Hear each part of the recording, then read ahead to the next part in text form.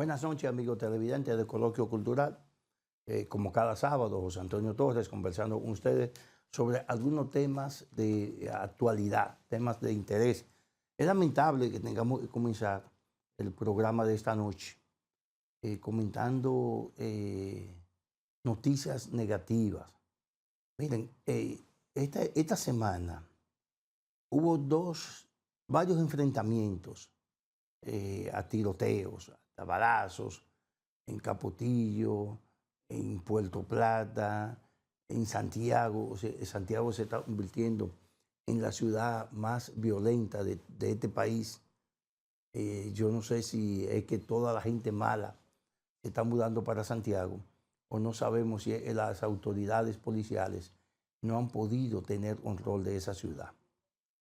Pero hay un hecho lamentable, especialmente el hecho de en Capotillo, fue el último, que creo que fue el jueves, en el que un pleito entre vecinos que comenzó a pedrada y luego terminó a tiros, hirieron una niña de 10 años.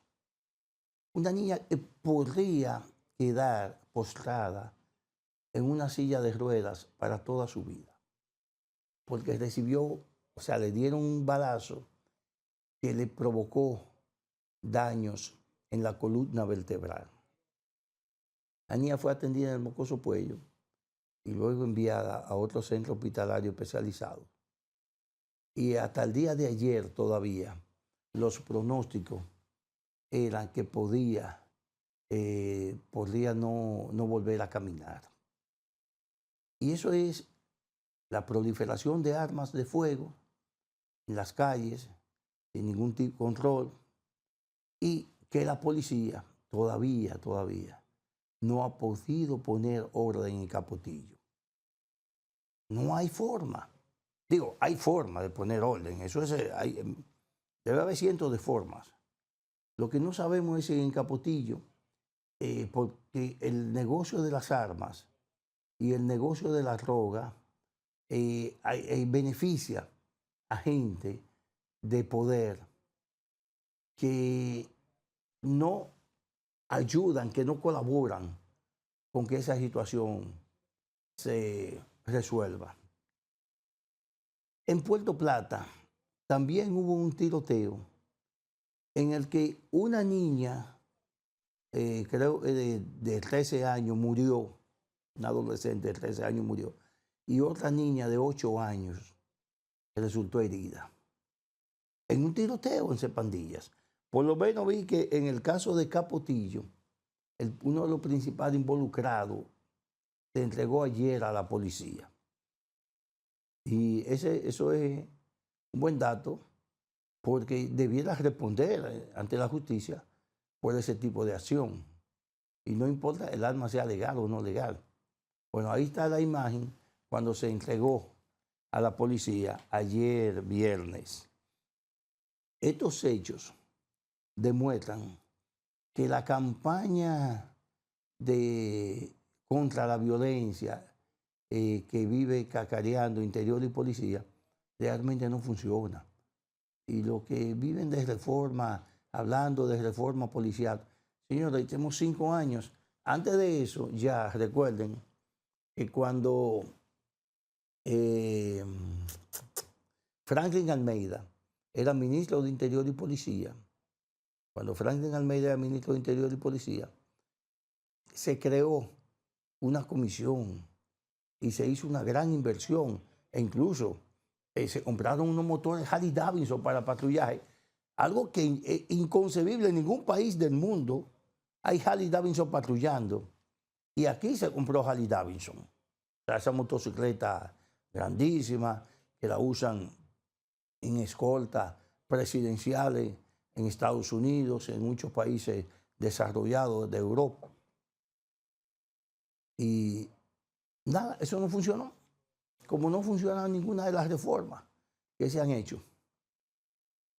Y había un elemento que era la base para justificar las acciones delictivas de la policía: el bajo salario. Bueno, pues Abinader tomó por ahí y colocó a la policía dominicana en un nivel salarial similar a la de la policía de toda América Latina, de toda la región. O sea, los policías de aquí no tienen envidiarle nada a ningún policía de la región. Ninguno. Ahora, ¿dónde ha estado el problema? Si estamos formando a los policías mal o si estamos haciendo una policía con modelos importados que no tienen que ver nada con el comportamiento de los dominicanos. Eso también pasa mucho aquí, que se están unos técnicos que han aplicado política de seguridad en otros países, pero donde el comportamiento de esa población es diferente al de nosotros. Y se ha hablado del uniforme policial. Yo siempre he estado de acuerdo que se quiten ese color gris, ese color de fúnebre, de trujillita, balaguerita. Es el color que representa la represión, el ente, el policía represivo. Pero ocurre que la policía ahora aquí tiene como 5 o 6 colores de uniforme. Ya usted no sabe. Si andan vestidos de gris, vestidos de azul, vestidos de lo que sea, vestidos de ropa militar. Miren, estas imágenes son del tiroteo de ayer, del tiroteo de Capotillo. Sí, esos son imágenes de uno de los tiroteos de Capotillo. Y antes de eso vimos un grupo de niñas, el Batón Ballet, porque precisamente la niña de Capotillo, la que fue herida, bueno, esta es su madre, esa niña era aficionada y practicaba incluso Batón Ballet. Y era aficionada al baile. Eso es lamentable, este tipo de hechos ocurran. Pero, ¿qué está pasando en Capotillo? La policía hace intervenciones esporádicas y luego se retiran. Ramón Pérez Martínez, ustedes recuerdan aquel famoso Macorís, que fue jefe de la banda Colorá en la época de Balaguer y que venía del Movimiento Popular Dominicano, del MPD, de la izquierda, pero que es ingeniero y tenía unos criterios de urbanismo. Bueno, la autopista del barrio, los edificios que hay en Villa Consuelo, Villa Juana, lo construyó él. Incluso la quinto centenario lo hizo él. Y fue administrador de la CDE, desbarató el sindicato de trabajadores ahí. Un tipo altamente represivo, pero tenía una visión de cómo enfrentar ese tipo de violencia y cómo quitar el control a los barrios, a los delincuentes de los barrios. Él planteaba una avenida que le diera, fuera la avenida, bueno, esto está en proyecto también reciente, la avenida del Río, o sea, una autopista, una avenida que le bordeara todo lo que es el río Osama en la parte occidental. Eso es, desde el puente, está por acá, por el puente que cruza Villamella, el puente Jacinto Peinado, desde ese puente hasta el puente Duarte. O sea, toda, por ahí, llega ahora hasta la avenida del puerto. Él planteaba eso, pero también planteaba 2 avenidas importantes que cruzaran por el mismo centro de Capotillo. 2 avenidas importantes. Una de este a oeste y otra de norte a sur. Eso permitía dividir a Capotillo en 4 cuadrantes. Entonces la policía tendría más control, y más si son avenidas amplias, porque lo que permite el desorden de Capotillo es la estrechez de sus calles, que permite muy poca operatividad a la policía, y también la gran cantidad de callejones. Pero si usted divide a Capotillo en 4 cuadrantes, era la propuesta de Macorís, la policía tendría control de esa barriada. Y si eso es, si hay que poner un patrullaje especial ahí, qué sé yo, en la avenida del Río, ahora se va a llamar así en el proyecto que hay, podría estar a cargo de la Marina, y la parte alta, la parte que tiene que ver con más hacia el oeste, o sea, hacia la avenida Duarte, esa podría estar en manos de la policía, y si es posible, reforzado con el ejército. Eso obligaría, eso tranquilizaría a Capotillo y convertiría a Capotillo en una comunidad laboriosa, porque también hay que tener en cuenta, señores, la mayoría de los habitantes de Capotillo son gente laboriosa, son padres de familia, son familias que trabajan, que estudian. Ahora, hay un grupo que se dedica al tráfico de armas, al tráfico de droga, y ese grupo es el que hace el detonante. Pero eso es un grupo minoritario, que a veces ni siquiera viven ahí los jefes. Los que viven ahí son los empleados, los trabajadores de ellos, que viven ahí. Pero eso hay que buscarle una solución. Eso de Capotillo, eso hay que buscarle una solución, porque no puede haber un barrio incontrolable en este país. Este país es muy pequeño y tiene una policía muy grande. Y a decirle al jefe de la policía o del director de la policía, con tecnología muy avanzada, con programas de seguridad ciudadano ya en ejecución. Entonces no puede haber. Eso mismo pasa en Santiago. En Santiago hay barrios que la policía no puede penetrar. Y eso es inconcebible en un país moderno. ¿O acaso vamos a llegar a ponernos en situaciones como la de Brasil, donde los jefes de la favela son los jefes, en esos lugares donde la policía no tiene acceso? Donde esta semana en una incursión hubo más de 100 muertos. Hubo más de 100 muertos, 120 y algo, en una incursión policial, en una de las favelas de esa brasileña.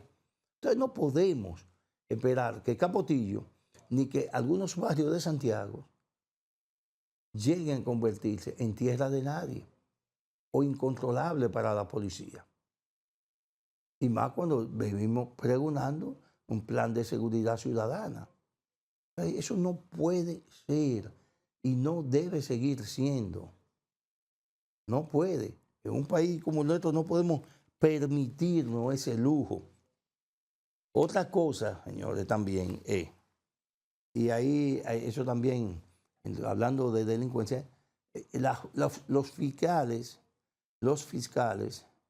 eso fue el operativo de Brasil, ese es el operativo en Brasil, en una de las favelas, donde hay cientos de detenidos, pero hay también 123 muertos, incluyendo 4 agentes policiales. Y fíjense, en Brasil esa situación está tan grave que en el primer día del operativo la policía decomisó 93 o 97 fusiles AK-47. Son fusiles de guerra. Pero además había drones lanzando granadas desde el aire a los vehículos policiales. Ya, ¿a qué nivel de tecnológico están esos grupos, esas pandillas brasileñas? ¿A qué nivel de tecnología y a qué nivel y qué capacidad de fuego tienen cuando fueron decomisados decenas de fusiles de guerra? Y les repito, y drones que lanzaban granadas desde el aire a los vehículos policiales. Aquí no hemos llegado todavía a eso. Pero si las autoridades siguen permitiendo que las pandillas, que los vendedores de drogas tengan autoridad en los barrios, entonces no duden de que pudiéramos llegar ahí a tener sectores incontrolables, sectores en los que la autoridad no sean ellos y no la policía. Ojalá que lo de interior y policía, hay mucho discurso, pero esos discursos se conviertan en acciones y que esas acciones se conviertan en paz, en tranquilidad para los residentes de los barrios. Ahora, en esta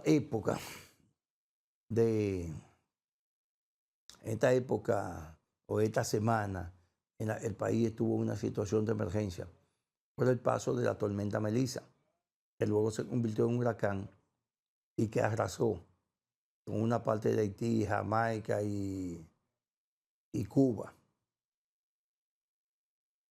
pudimos notar que otra vez volvieron los teteos en los barrios.